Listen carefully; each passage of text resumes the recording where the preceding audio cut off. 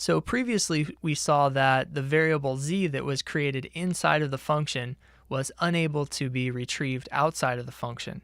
And this is due to something called variable scope. JavaScript has lexical scope, or functional scoping. This means that variables have limited scope within functions. So a variable declared outside a function has global scope, meaning that the variable can be seen and used outside as well as inside of the function.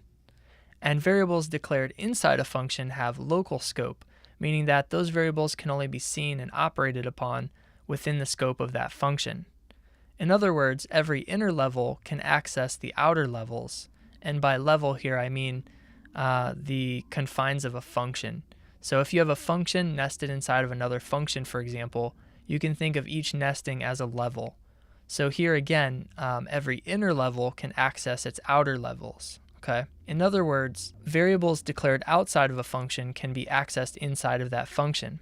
Now, however, if we look at it from the opposite perspective, outer levels can't access inner level variables. So outside of a function, we're not able to access variables that were declared inside of a function.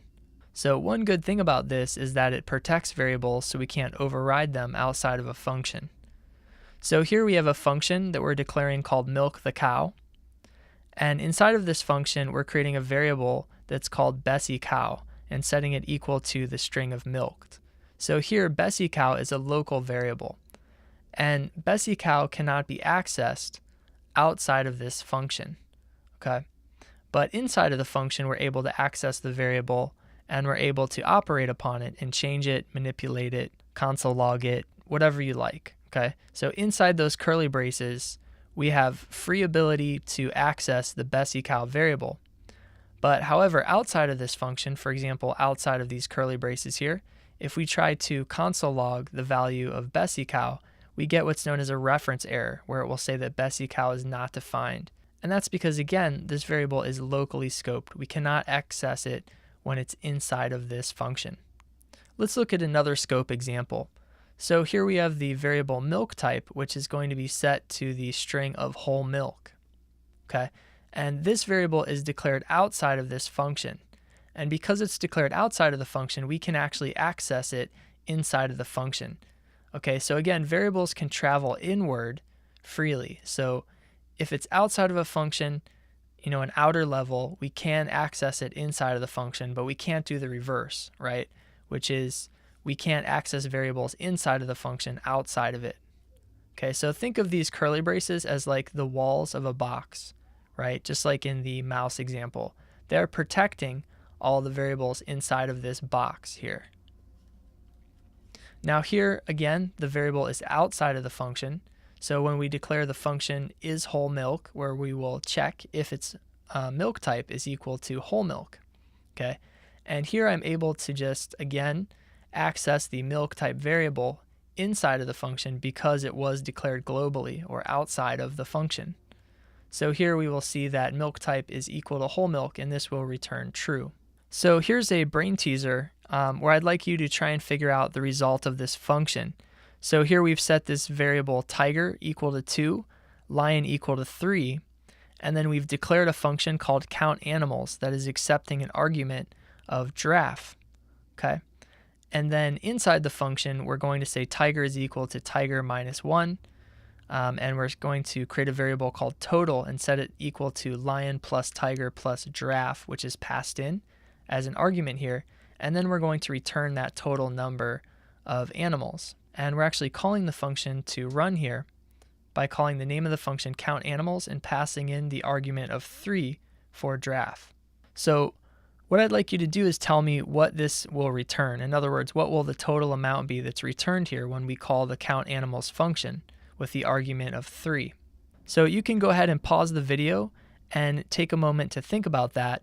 And then after you unpause the video, I'll share the answer. So go ahead and pause the video now.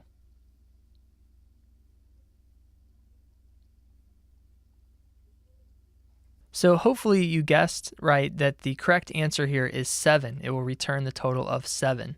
So let's actually walk through how that works. So in order to figure this out, I'm going to pretend that I'm the JavaScript interpreter and I'm just going to move down line through line. So here I'm declaring a variable called tiger and setting it equal to 2, and I'm also declaring a variable called lion and setting it equal to 3. And then we're declaring a function called count animals, and then I'm actually going to skip past all of this because I haven't been told to run this function yet. So I don't really care about what's happening in here right now. Okay. Then we come down to this line and we actually call the function to run. So here I'm calling a function called count animals, and I'm passing in the value 3 as an argument. So if I come back up here, now we're actually calling this function to run, and we're passing in the value 3 here for the parameter giraffe. Okay, and we'll keep that in mind. So here we're setting tiger equal to tiger minus 1. Now tiger is referencing this variable that is a global variable, which is outside of the function, so it's perfectly valid to access that. And I'm setting the new value as tiger is equal to tiger, which is 2 minus 1. So now tiger is equal to 1. Okay. Now we're creating a new variable, and this time it's a local variable that's created inside of the function using the var keyword here. And we're setting total equal to lion, which is a global variable, which is 3. So there's 3 lions plus tiger, which we set to 1 tiger here. So 3 plus 1 equals 4, plus giraffe. And giraffe here we passed in the parameter or the argument 3 for giraffe. So this becomes 3 plus 1 plus 3.